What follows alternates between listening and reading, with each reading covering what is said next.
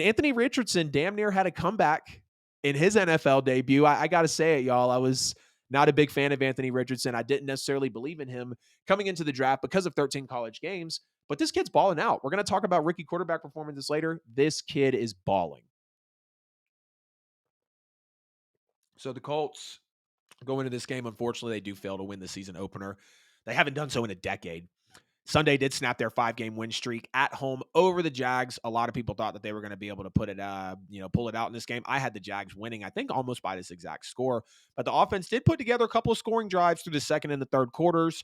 We'll talk about kind of how it sputtered out as well. They just unfortunately failed to stay on the field throughout the second half. But I got to give my flowers to Anthony Richardson, man. Good first game, given a pretty good Jags team who I have as a top 10 team in this league and even higher in the later power rankings.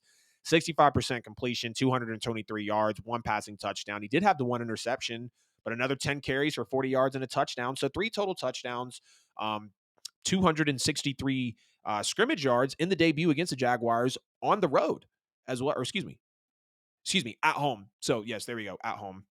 Some of the throws could have been more accurate, of course, from Anthony Richardson, but that's where the 13 games of college tape comes in, no doubt.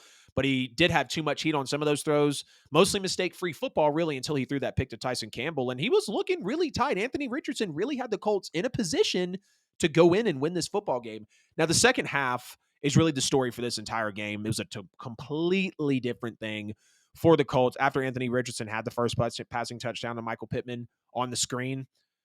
27 total yards after that. They had a 3-and-out, a fumble, 2 more 3-and-outs, an interception, a turnover on downs. They were 2 of 12 of third downs on the day and 1 of 5 on fourth downs. We saw quite a bit of those Shane Steichen, Philadelphia Eagles, Jalen Hurts QB sneaks. Didn't necessarily convert those like he did in Philly. They had a total of 5 3-and-outs on the day, 3 turnovers on downs. They fumbled the ball on a fourth down attempt. And let's just be honest, we can feel Jonathan Taylor not here. We can feel the effect yet again, but okay, Jim Irsay, we only won 4 games last year. Okay. He only had 1,800 yards and 18 touchdowns, and he was the reason that your team got into the playoffs and lost the game. But all right, that's fine. Don't forget how you turned over the reins to him late in his rookie year. Absolutely crazy. You could feel it here. They had 1.56 yards per carry. That's with Anthony Richardson. Excuse me. The running backs, let me take that back. The running backs combined for 1.56 yards per carry. O-line was getting dominated in the trenches, which it did lead to some tight rushing lanes for the running backs to get in open space. And when they did, unfortunately, it didn't turn into positive results.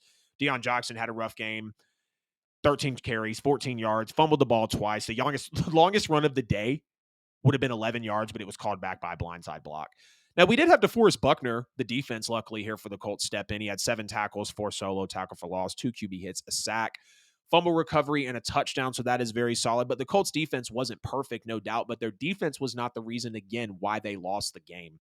Because the defense forced on their end 4 3-and-outs on the Jaguars, 2 turnovers on downs. They won the turnover battle with 3. Of course, the scoop and score fight by DeForest Buckner, like I just said.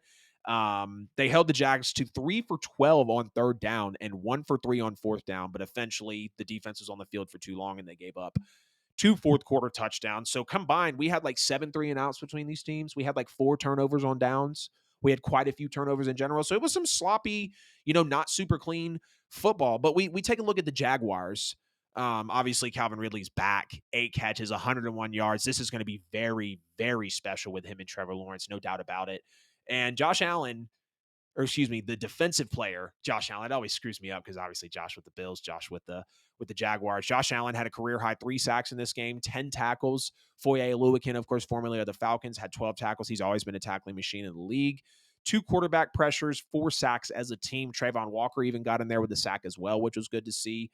Again, this Jags defense forced 3 takeaways, an interception by corner Tyson Campbell out of Georgia. Of course, they had 2 fumble recoveries, and they stopped the Colts on the 4 of 5 fourth down conversions. Jamal Agnew with the punt return, and then Tank Bigsby just helped take it home. We saw Trevor Lawrence comfortable. We saw this Jags defense step up. We saw this Colts defense step up, but we still had 31 points churned out by this Jaguars team.